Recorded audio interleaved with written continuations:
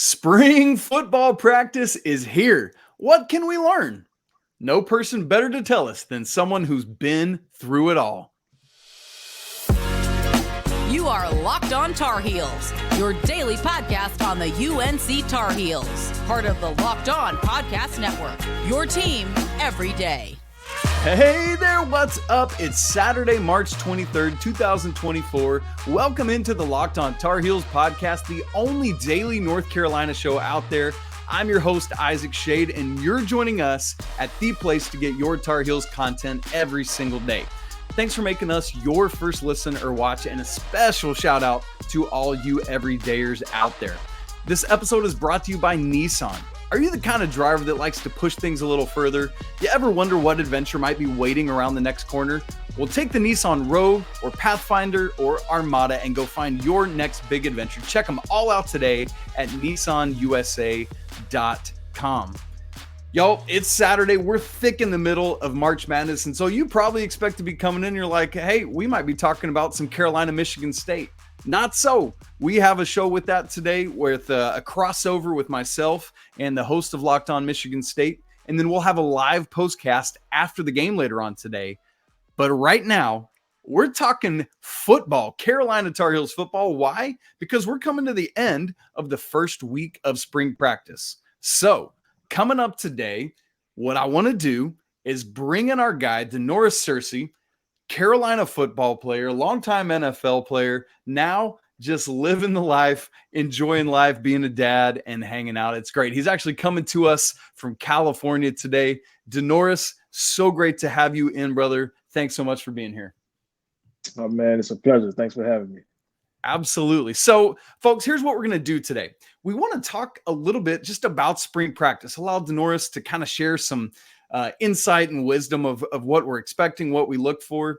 And then we want to move into a conversation about, look, there's so much new for the Tar Heels this year on both sides of the football, quite frankly. How do we interpret that? How does Mack Brown bring it all together? And then, of course, we can't have Denoris here with us hanging out without talking some about his life and experiences. So today specifically, we're going to look at his time as a Tar Heel. So Denoris, let's start by talking about spring practice, which started this week. Just would you help us get a little sense of the energy of spring practice? Is it something you look forward to as a player? Is it something you dread as a player? Just give us some vibes on that. Oh, man, it was something I definitely look forward to. Normally, it's like the guys that come off the spring break.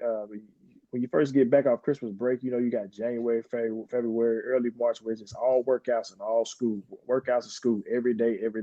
So when it's time to put the helmet on and get to work, man, guys love it. I know I actually enjoyed it. Like, man, it was an opportunity to do something different. Level of competition rises. You got seniors that has left the program, or guys who's juniors and big time draft prospects that leave the program. So it's an opportunity to showcase your skills. It's an opportunity if you're fighting for a starting spot, you want to be seen. Here's where you get noticed. Here's where you put the work in. All winter you spent conditioning and getting stronger for this opportunity in spring. You just got to take it one day at a time. So I really enjoyed it. Only thing I would dread is if some guys still maybe recovering from injury, so they're not going to be out there, especially on the defensive side of the ball when there's a lot of communication that needs to be done. You want to get familiar with talking to the guys that you have a chance to start in the fall with. So you miss time a little bit when guys have to be recovering from injuries and things of that nature. But the overall thing is the level of competition rises, and it's a chance for everybody to get better. That's so interesting. Is it different for the upperclassmen than the underclassmen, like the spring and the early enrollees, those kind of guys? Like, are they out trying to prove themselves while the veterans are like, all right, youngin, easy does it? They're like, what? Is there a difference in the classes? Absolutely. When you're a senior, this is the beginning of your last ride. You know what I'm saying? If you got dreams of playing in the NFL, this is where you fine tune your craft to be able to show like scouts when that time comes.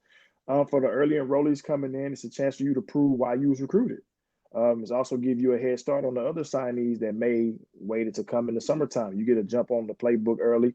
Sometimes I wish there was something I would have took advantage of enrolling early, but I wanted to be honest with you, I wanted to enjoy my last semester of my senior year in high school. I didn't want to enroll early. I felt like I felt like, and I knew in my heart I was moving on to bigger, better things. So I wanted to enjoy the last few months with the guys that I had been playing football with since middle school. That's right. I knew this was gonna be our last time. This was last time really like hanging out, you know. But in retrospect, I still got in during the summer. I was still able to pick up the playbook, and I may not have got as many reps during the fall on defense, but I was a big major contributor on special teams. So that allowed me to come in right away and play and learn. But like I said, the guys who are enrolling in spring, they get a good jump on the competition and learn the playbook, and they get a chance to groom with the guys that are already there. You That's know a good what I'm saying? word. Yeah. It's nothing will really much be new for them. And then they have a one up on the guys who will get there in the summer, but they can also help bring the guys to get there in the summer along. I know, Denoris, fans are thirsty for content, right? They want to see reps, they want to see plays, they want to see hits and catches and runs through the hole, they want to see sacks. And so they're just waiting on clips to come out, waiting on, like I know media was able to get in and film the first day of practice. I know everyone's really wanting to see the spring game and everything that happens there. As fans watch those moments, whether it's clips from practice or the spring game itself, what are some keys that folks can be looking for? I would tell fans to kind of be patient though. It's a chance where you got to plug in a lot of holes. You got to see what you have. Who can handle the responsibilities of the guys that just left? You know what I'm saying? Like for instance, one of our QBs could be a top 5 player coming up in this year's draft. So we gotta grow confidence in who's gonna be the next guy to step in and lead the team. That's a big role to fill. We had some guys leave at other key positions. So it's just the main thing is be patient. I mean, the season's not starting in April. I mean, so give the guys time to get in and learn. We also got some new pieces on the coaching staff. So players got to get acclimated to the coaches and vice versa. So yes, we want to see who's going to be the next guy that leads us. We want to see the exciting plays from practice. We want to see who's making a contribution on defense, who's going to be the game changers on defense. But at the end of the day, it's about getting better, taking this time to get better, so that when they go into fall camp in August, they can pretty much bring everything together and tweak a few things here or there, but be ready by the fall. So that's the main common goal. Who can we depend? We find out in spring who can we depend on for the fall. Interesting. That's a great phrase to have. Who can we depend on? How do you figure that out? As fans are watching, how do they know who that is? Because like you talked about Drake Maye going in the draft this year. Let's remember back to 2 years ago, folks. We didn't know for certain who would be QB1 until game week against FAU in week 0, right? Like it could have been Drake. It could have been Jacoby Criswell. We didn't know. And then, by the way, this dude is an absolute dude, right? And so how do we know those things? As we watch, what can we learn from spring ball? Who can be the more consistent? That was the thing. That's how Drake Maye won out the job over Jacoby. Drake Maye was the most consistent every day. Drake got better every day. Not saying Jacoby was bad, because he wasn't, but Drake continued to separate himself every single day. So you know what I'm saying? So he may have a bad play here, but it wasn't consistently. Like, you know what I'm saying? It was easy for him to bounce back. Yep. And the guys who are more consistent, they show that they're more dependable. And like you said, who can take on that role, and who can be the leaders, and who can make the plays when we need plays to be made. Though the guys who can do so at a high rate, those guys who can maintain focus, and guys who can maintain that level of competition, those are the guys you want. All right. That's what we're looking for. Consistency, rep after rep after rep. Well, Sirs just talked about all the newness that's coming from players to coaching staff and all that. Mack Brown has a massive task in front of him to bring all that together. How's he going to go about doing it? Right after I tell you that this episode is brought to you by Manscaped. Look, this episode is coming to you from the spring cleaning champions Manscaped. This season, make sure to groom your carpets and the drapes with the leaders in below-the-waist grooming.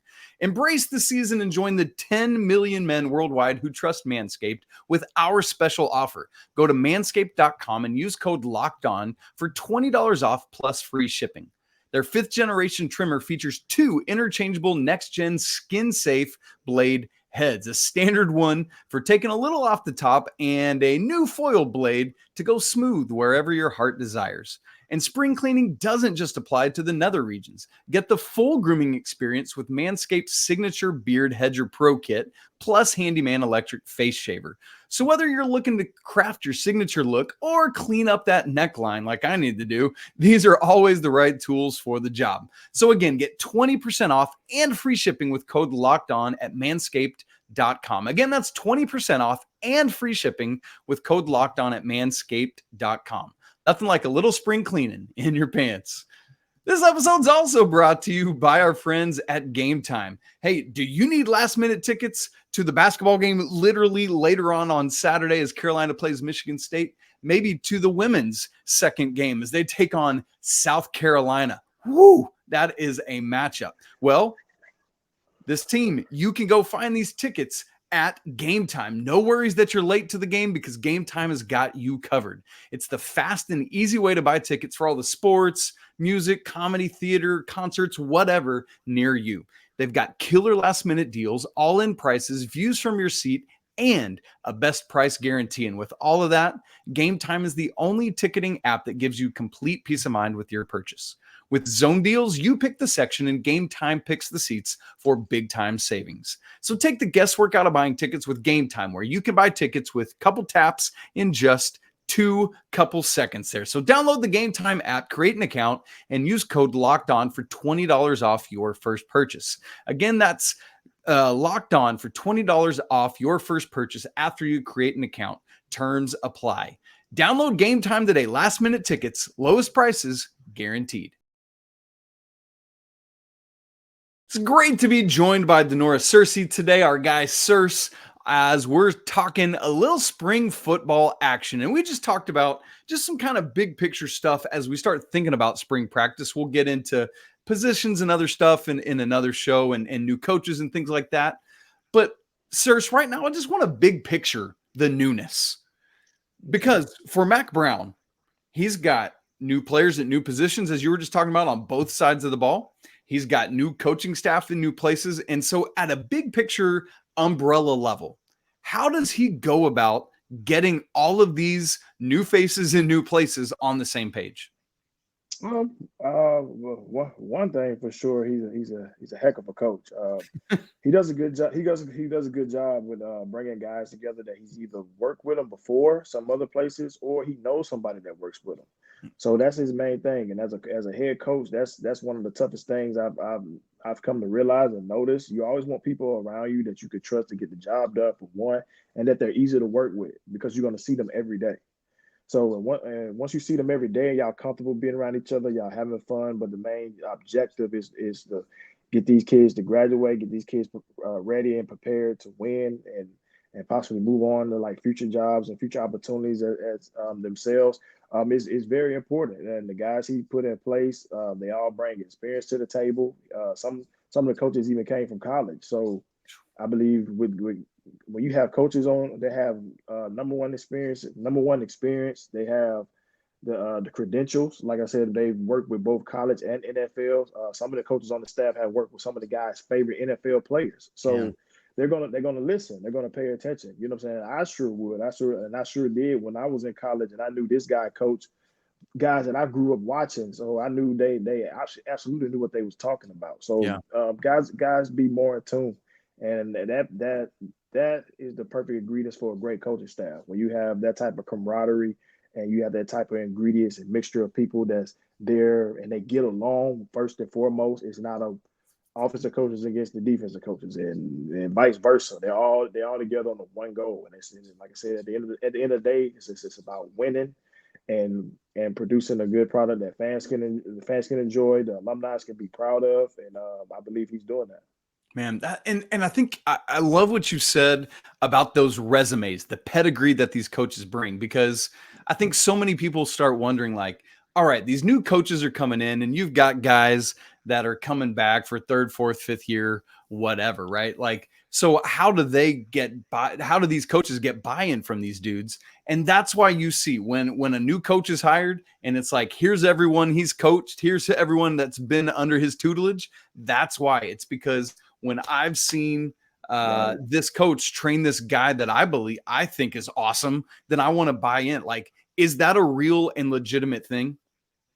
Absolutely. Like if a coach come to me and say, "Hey man, you remind me of X, Y, and Z," or say like, I grew up watching like Ed Reed and Sean Taylor and Troy Polamalu, guys like that. And then like for Butch Davis at the time, who I had, he had coached and recruited both Ed Reed and Sean Taylor. So it was like, oh my God, like he coached two of my favorite safeties. You know what I'm saying? And then having a coordinator that been around Troy Polamalu and was able to and able to like coach him, and then I'm seeing with my own eyes what Troy Polamalu was doing every Sunday. Like it's amazing, you know what I'm saying? So that in tune, this guy knows he's talking about. He's coached the best, he's seen the best, and then for a coach to say you remind me of them, or just say like, hey man, you need to, like, I had coaches come say, hey man, you need to watch film on this guy, watch film on that guy. I would have them pull it up and just study it. It's a way for me to get better. It's tools I can pull from it. Now, I'm not saying that I was as good as them, but it was ways that, because if I was, I would be in the Hall of Fame. But it's sure it gave me motivation to push to get better, knowing Yeah. that my coach saw something like that in me. You know what I'm saying? And like I said, guys are glued to that. You know what I'm saying? Like, especially guys like myself who was trying to get to that next level playing in the NFL. You right. I was gonna listen and take notes and do everything I could. So just having those guys around on the coaching staff, it helps tremendously, especially for kids who's coming out of high school being recruited that idolize players of that magnitude, and Yeah. knowing that, man, if I go here, I get a chance to get coached by the same guy that coached one of my favorite players. Yeah, it makes the transition 100% better. That's so good. So, you talked about all the coaches being on the same page, one mission, one goal, whatever it is, right? And like beyond that, then the coaching staff has to translate whatever that is to all the dudes that are in that locker room. So, how does Mack Brown not only bring new coaches together, how does he then, beyond that, get all the players, both returning and new, on that same page and make sure that every one of his coaches and every one of the grad assistants and on and on and on, that everyone is speaking the same language to the players? One of the main things Mac does is he always produces facts behind any statements he claims. If he say we're going to hire the best guys in here to coach you, when he hires somebody, when he introduces them to the team, he puts up their resume. He tell you like, this who he's coached, this who he worked with. If they're a Super Bowl winning champion coach, he lets that be known. If they won a national title in college, he let that be known. So guys can visually see like, this is a good coach that he's brought in here to help me get better. This is a coach that can help me get to the next level and exceed in my goals and my dreams. You know what I'm saying? Yeah. And that's what guys need, especially in this time of day. We don't want nobody sitting there lying us or blowing smoke up our behind. You know what I'm saying? If what you're preaching is true and you could show the facts that says that, hey, I'm all in. Let's get to work. Yeah. Yeah. Right.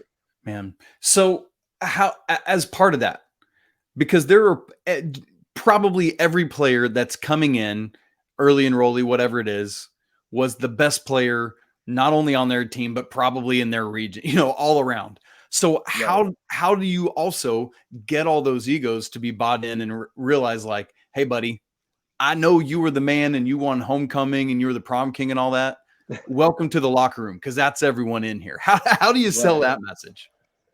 Oh, you just gotta know you're starting over. Well, like you was the man in your city or at your school. Everybody that was the man in their city, their school. That's how they got there.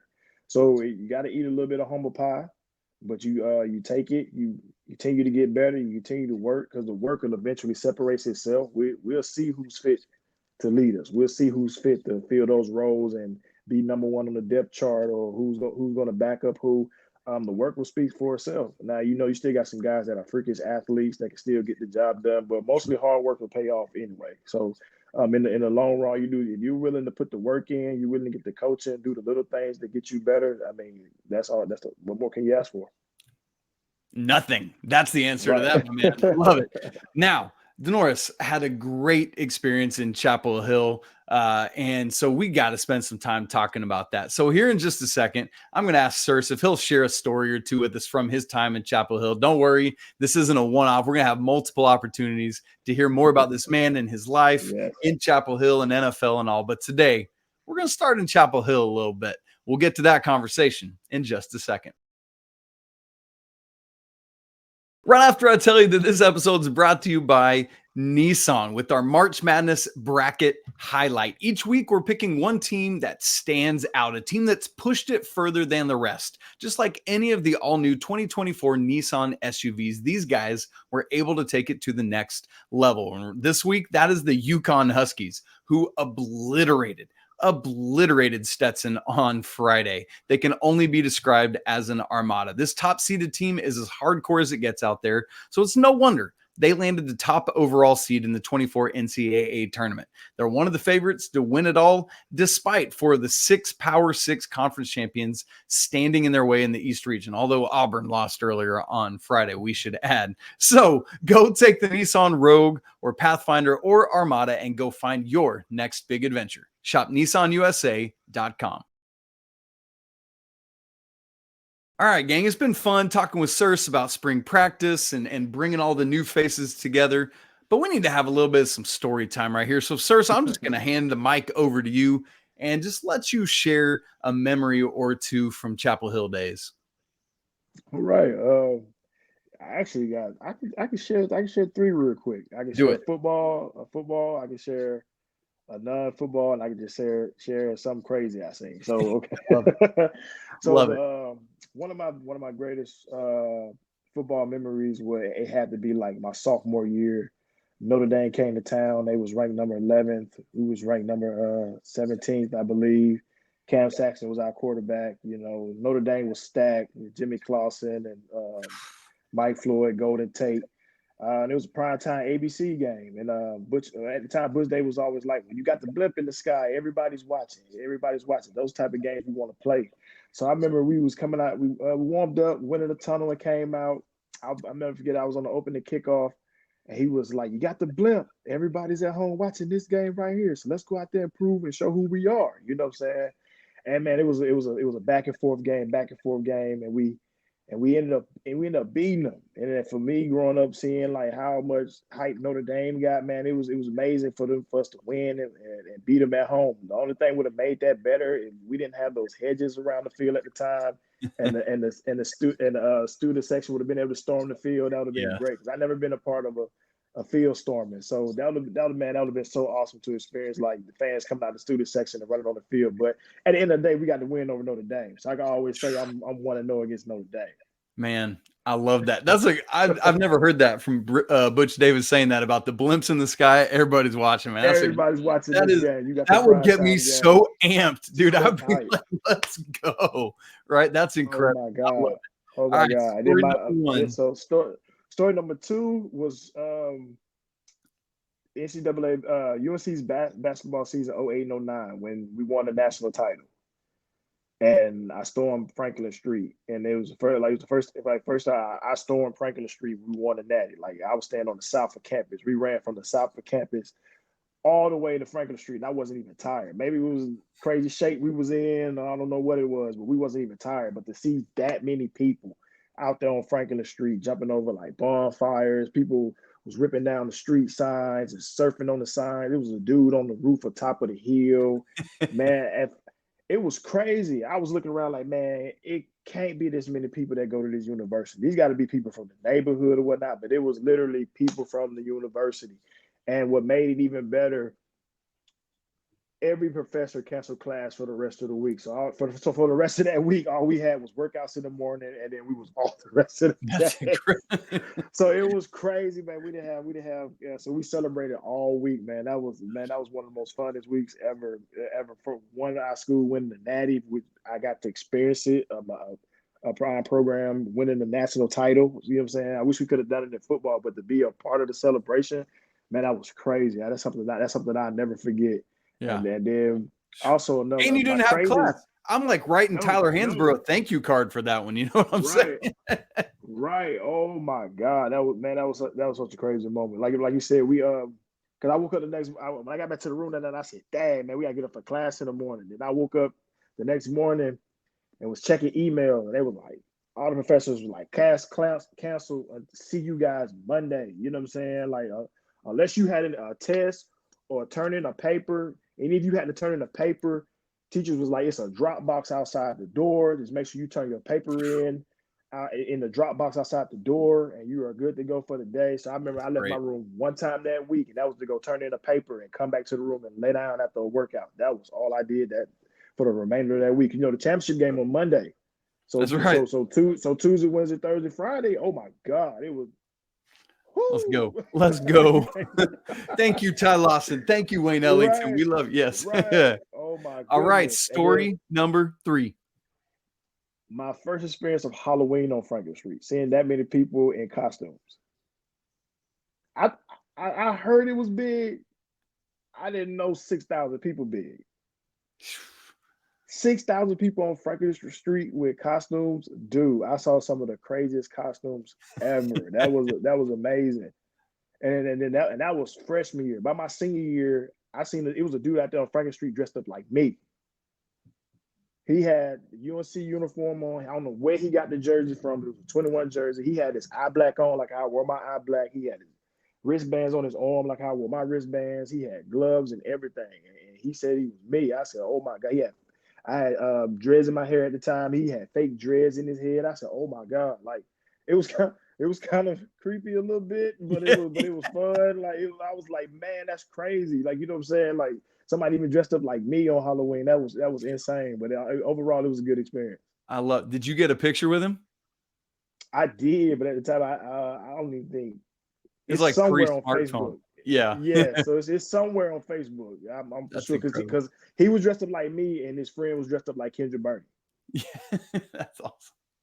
I love it. So did you ever dress up? Did you dress up?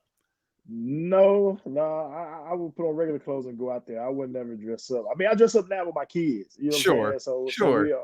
So we always go as a theme or something like that. So yeah.